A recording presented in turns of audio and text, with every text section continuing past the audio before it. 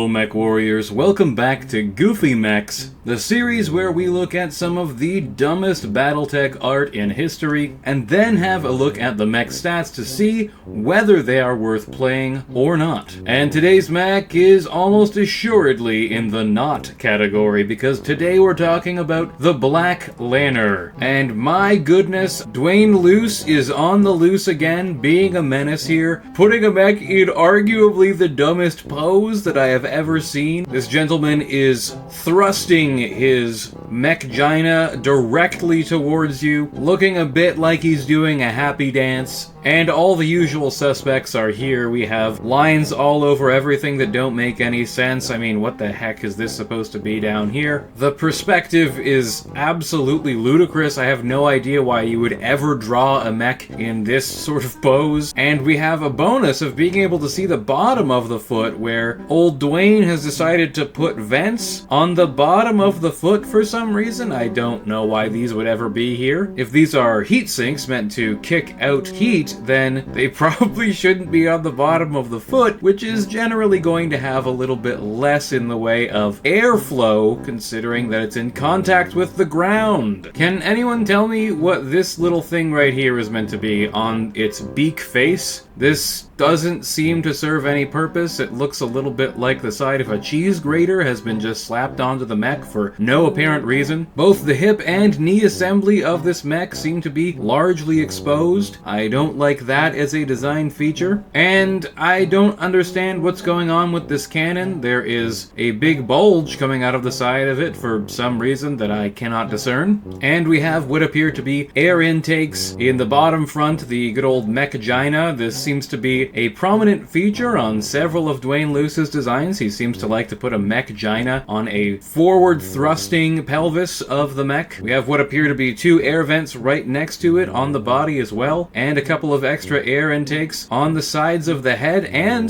the front of the head as well. I mean, I have no idea what this is supposed to be if it's not an air intake. What purpose could it possibly serve? Maybe a camera, but that's a pretty massive camera, nearly the size of a human torso. Then we have one of the card arts made by Pat Garrity. This looks just as derpy, although it has significantly less lines all over it. It's a bit of a simpler design. I can appreciate that. I'm sorry it's so grainy, but this is the only photo available of this design. The mechgina is still on full display, and these little holes on the sides of the torso as well. I still don't know what they're for. And as much as the mech's body slash head slash cockpit kind of looks a little bit silly and a bit like a bird's beak, I will say that I think that it's a good design. It's both aerodynamic and nicely rounded, and also has a narrow profile which allows it to deflect incoming shots. So this is overall pretty interesting. I don't hate this as a mech design overall. I just wish there weren't so many pointless gubbins all over the thing. Another piece of card art that I think significantly improves the overall look of the mech. This just looks way cooler. It looks more threatening. The cockpit and canopy still have that raptor-like appearance, sort of a beak going on, but we're definitely moving in a more sleek, deadly, and tactical direction. Our final piece of card art has solidified itself as my favorite version of the unit. We can see how the legs move with the side-to-side hip assembly. Pretty common in these birdwalker type of mechs, having some sort of gyration of the hips as it moves. I'm not really sure what these little tabs here are meant to be on the sides of the armor plates protecting the leg, and also the ankle joints are a little bit exposed here, but at least they made an effort. Maybe that's what these little tabs are supposed to be, little shields to defend it from attacks from the sides. For some reason it looks like this side is a lot more exposed. Maybe it's because the shock absorbers have kicked in on this side and it depresses the entire foot and ankle assembly, whereas this is fully extended since the shock absorbers are not in effect. And finally we have the new CGL redesign of the Black Lanner, which shares pretty much all of the problems of all the modern redesigns. Way too many gubbins everywhere, separated armor plates all over the place, way too many vents and air intakes everywhere, although this seems to be a problem that the design always had, and they've kept in this little weird thing that looked like a cheese grater before. I still have no idea what this is supposed to be. Maybe it's some kind of sensor package, but then what are these on the front? I'm assuming that's a camera. That's what it kind of looks like. The little ladders on the feet always make make me laugh because I really don't understand what they're for. Maybe it's for techs to stand on when they're working on the legs, because there's virtually no way that you're climbing up this thing all the way to the cockpit. The inverted legs are really the main reason. This is the height of a man right here, and I don't think that you're going to get from this flat surface on the front of the leg all the way up to here unless you're a very, very tall person. Then again, clan mech warriors tend to be pretty tall, so I suppose it's possible with the level of fitness that they have that they could do a pull-up and get up onto the hips and then up onto the cockpit from there. Alright, enough about the design, let's look at some stats. I'm using the Black Lanner Prime and C to demonstrate why most of the variants of this mech are pretty worthless. The Black Lanner is simply too expensive. It's a 711 mover with MASC, meaning that it is very fast and that it is a great battle taxi for your elementals, but with most of the designs coming in at over 2,000 battle value with a mere 153 armor, and overall not really that much firepower, the Black Lanner is a unit that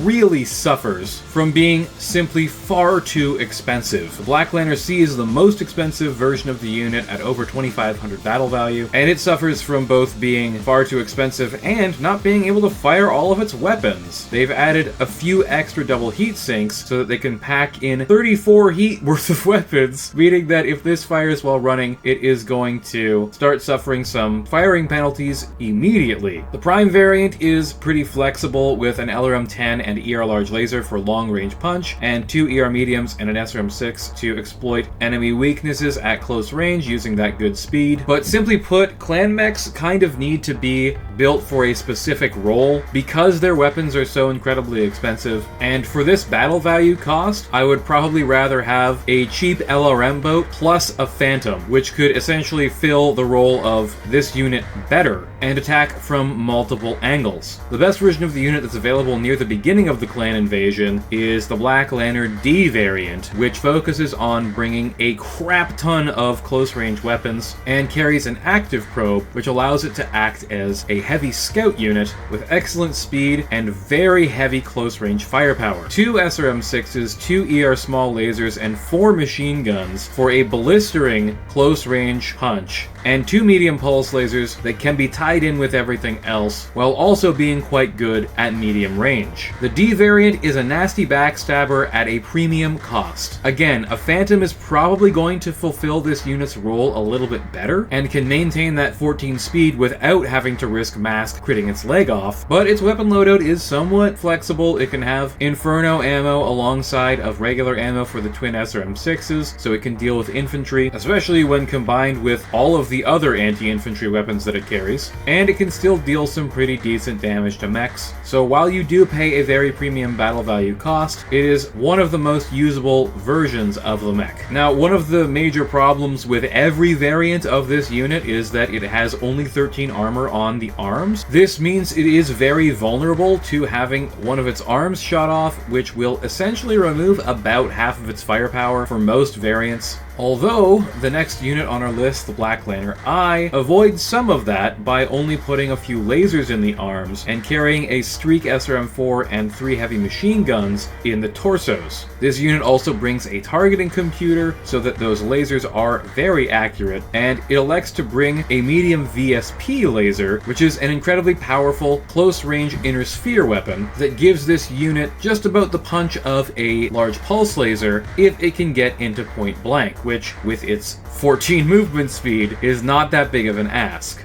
Again, this unit is very expensive, but those ER medium lasers and that medium VSP are going to be quite accurate with the targeting computer. And remember that the Streak SRM-4 has a range of 8, which helps it line up pretty nicely with the medium VSP's range as well. So overall, the Black Lanner I is pretty good, but it's a little expensive. 1803 battle value is still a pretty high price tag. Then we've got the absolute cheapest of the Black Lanners, the X variant, 1672 battle value, just under 17 1700. Still pretty expensive for a medium mech, but it is pretty fast. It's got case 2 to protect it against ammo explosions, and it's got itself a lovely rotary AC2 for long-range plinking. The Clan Rack 2 is pretty much the longest range weapon in the game with a medium range of 17, so this can outrange just about anything and plink away at long range using that fast speed to stay at its preferred range bracket. And then when enemies get close, we've got 2 improved heavy-medium lasers, 2 big 10 damage punches at range 369, the equivalent of an AC-20 at that close range. Even at just under 1700 battle value, this is still pretty expensive, but I'd say it's one of the more usable variants for sure. If you want something that's really fast, that has a little bit of crit seeking and some close range hole punching power, the Black Lanner X might be the mech for you. Tell me what you think of the Black Lanner in the comments, please and thank you. It always helps the algorithm. And like and subscribe while you're at it, that helps a bunch as well. And be sure to use the new hype feature in the same area as the comments to hype up the video and let YouTube know that people should watch it. As always, thanks for watching, Mech Warriors, and have a great day.